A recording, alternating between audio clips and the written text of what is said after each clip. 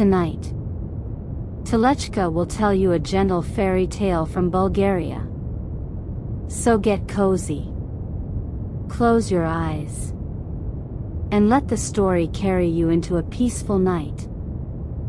Once upon a time, in a small village there lived a woman, wicked and miserly, with her own daughter and her stepdaughter. She loved her own daughter, but the stepdaughter could never please her. Whatever the poor child did, it was never right. Whichever way she turned, it was always the wrong way. Her own daughter lay all day on a soft feather bed and ate sweet biscuits, while the stepdaughter could not sit down from morning till night. She carried water, brought branches from the forest, washed clothes by the river, and weeded the vegetable beds. She knew the winter cold, the summer heat, the spring wind, and the autumn rain.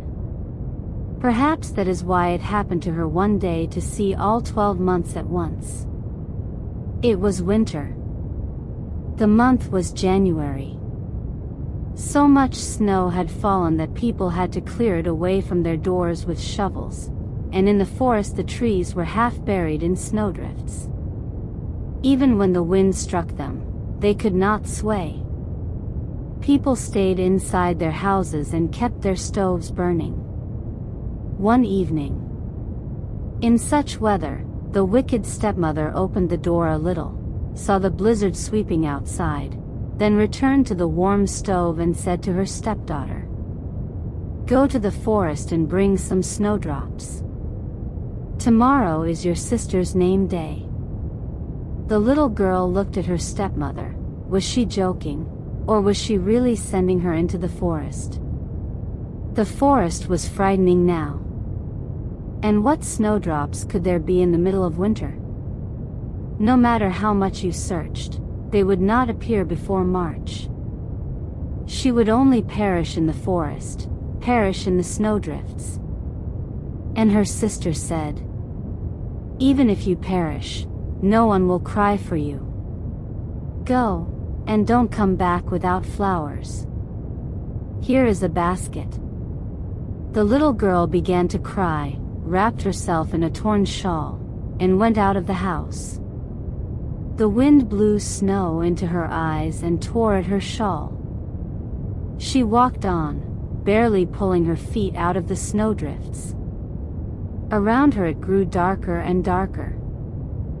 The sky was black, not a single little star looked down at the earth, and the earth was only faintly lighter because of the snow.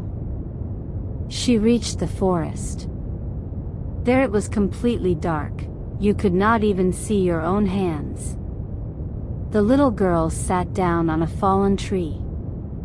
"It makes no difference," she thought, "where I freeze." And suddenly, far off among the trees, a little light appeared, as if a star had become tangled in the branches. The girl got up and went toward the light.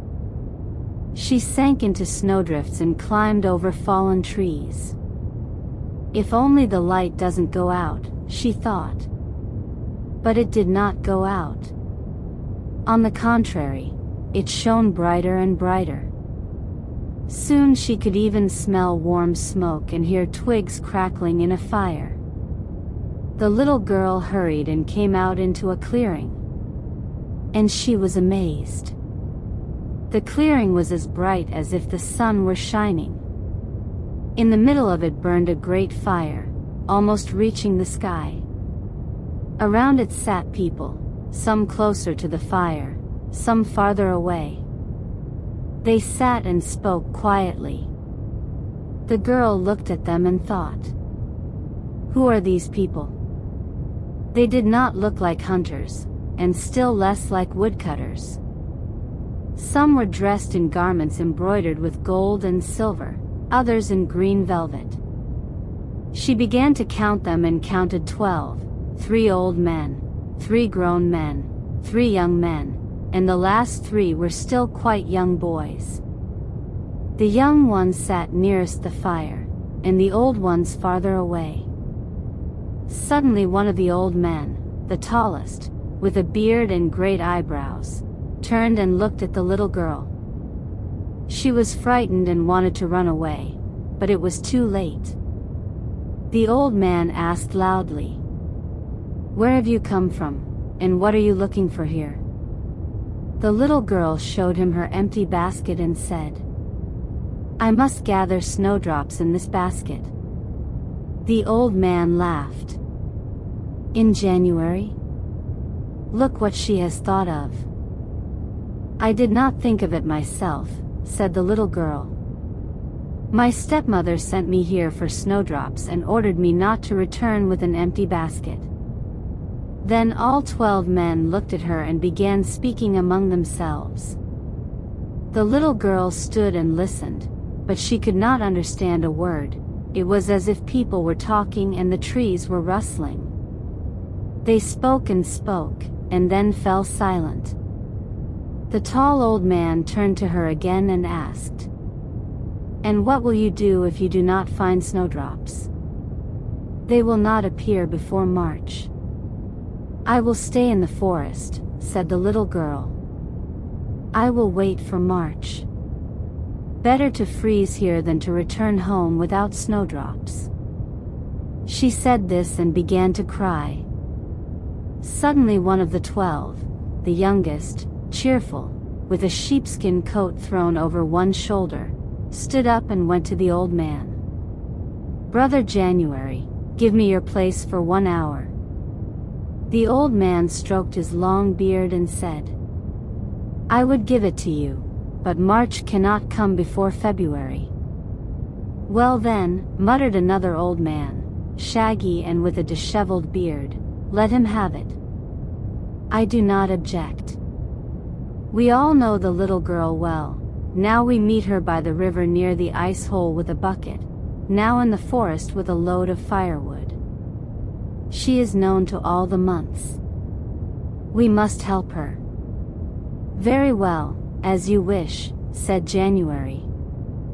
He struck the ground with his icy staff and spoke. "Enough now, do not crack.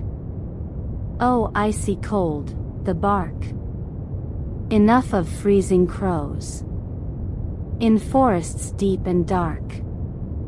Enough of making people shiver. Hidden indoors from bitter weather." The old man fell silent, and the forest became quiet. The trees stopped cracking from the frost, and thick snow began to fall in large, soft flakes. "Now it is your turn, brother," said January, and handed the staff to his younger brother, shaggy February.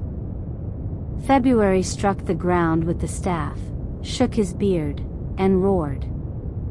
"Winds and raging storms, arise.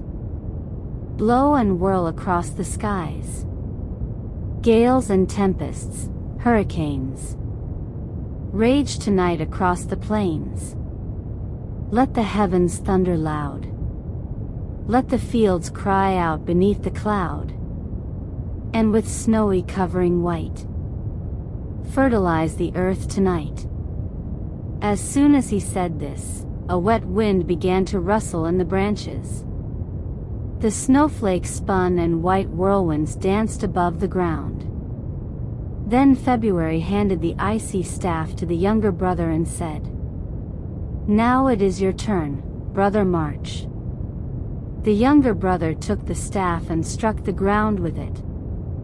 The little girl looked, and it was no longer a staff, but a great branch covered with buds. March smiled and sang in a clear young voice. "Run, swift little streams. Spread, puddles, in the sun. Come out, all you ants. The cold days now are done." The bear walks through the forest. A bird sings in the tree. Instead of snow upon the ground, a snowdrop blooms to see. The little girl even clapped her hands. Where had the high snowdrifts gone? Where were the icicles that had hung from every branch? Beneath her feet was soft spring earth. All around, water dripped, flowed, and murmured. The buds on the branches had swollen, and the first green leaves peeped out through their dark skins. The girl looked and could not look enough. "Why are you standing there?" asked March. "Hurry, for my brothers have given us only 1 hour." The girl came to her senses and ran to look for snowdrops among the bushes. And there they were everywhere, as many as anyone could wish. Near the bushes, by the stones, on the hills, wherever she looked. She gathered a full basket and a full apron, then quickly returned to the clearing where the fire had burned and the 12 brothers had sat. But there was no longer any fire, nor any brothers. It was bright, but not as before. The light did not come from the fire, but from the full moon, which had risen above the forest. The little girl was sorry that there was no one to thank, and she ran home. And the moon floated after her. Without feeling her legs beneath her, she reached the door, and as soon as she entered the house, the winter storm howled again outside the windows, and the moon hid behind the clouds. "You are back already?" asked the stepmother and the sister. "And where are the snowdrops?" The little girl said nothing. She only poured the snowdrops from her apron onto the bench and placed the basket beside them. The stepmother and the sister were astonished. "But where did you get them?" The little girl told them everything exactly as it had happened. The two listened and shook their heads. They both believed and did not believe. It was hard to believe, and yet there on the bench lay a whole heap of snowdrops, fresh and bluish, breathing the scent of spring. The mother and daughter looked at each other and asked, "And did the months give you nothing else?" "But I asked for nothing else." "You fool of fools," said the sister.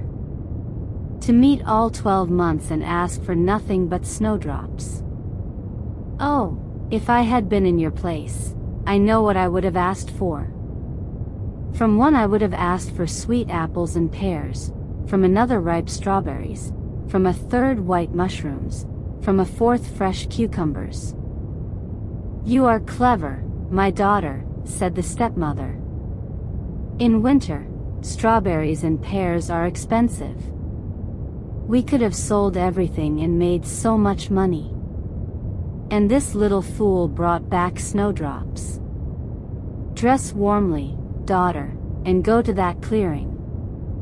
They will not trick you, even if they are 12 and you are only 1. "Yes, as if they could trick me," answered the daughter, and quickly dressed. Her mother called after her, "Put on your mittens. Button up your fur coat." But the daughter had already gone out. She ran into the forest. She followed her sister's tracks and hurried. "I must reach the clearing quickly," she thought. The forest grew denser and darker, the snowdrifts higher and higher, and the fallen trees stood like a wall. "Oh," thought the stepmother's daughter, "why did I have to come into the forest? I could have been lying in my warm bed, and now I have to walk and freeze. I might even perish here."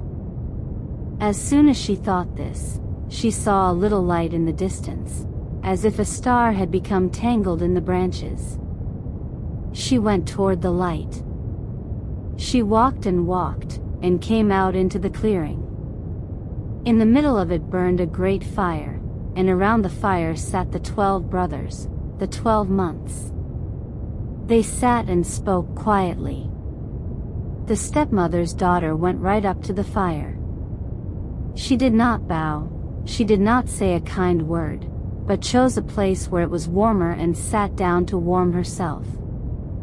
The brothers fell silent. The forest became quiet. Suddenly January struck the ground with his staff. "Who are you?" he asked. "Where have you come from?" "From home," answered the stepmother's daughter. Yesterday you gave my sister a whole basket of snowdrops.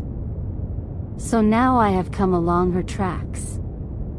We know your sister, said January, but we have never seen your face. Why have you come to us? For gifts.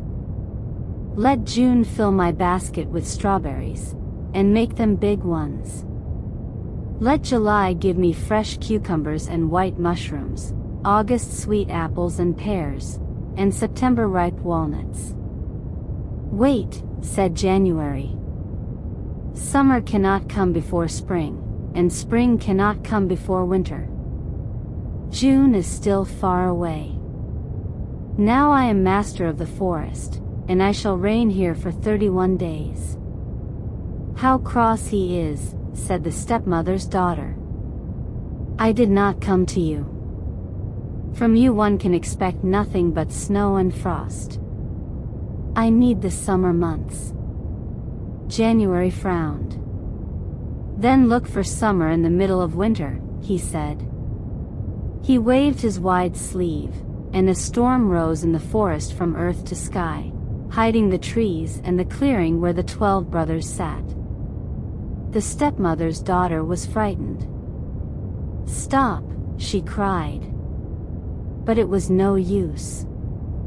The whirlwind spun her around, blinded her eyes, and took away her breath. She fell into a snowdrift, and there the snow covered her. The stepmother waited and waited for her daughter, looked out the little window, went to the door, but she was nowhere to be seen. She dressed warmly and went into the forest. But how can anyone find a person in the thicket, in such a whirlwind and darkness? She walked and walked, searched and searched, until she too froze. And so they remained in the forest, waiting for summer. But the stepdaughter lived a long life. She grew up, married, and raised children. And people say that around her house she had a garden unlike any other in the world. In that garden the flowers bloomed earlier than anywhere else, and the strawberries, apples, and pears ripened sooner. In the heat it was cool there, and in a storm it was quiet.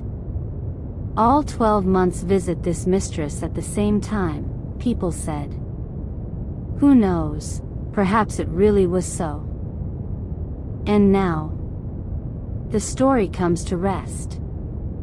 If you enjoyed this magical bedtime story, don't forget to like the video, subscribe to Talechka's Tales, and return again for more gentle stories from Bulgaria.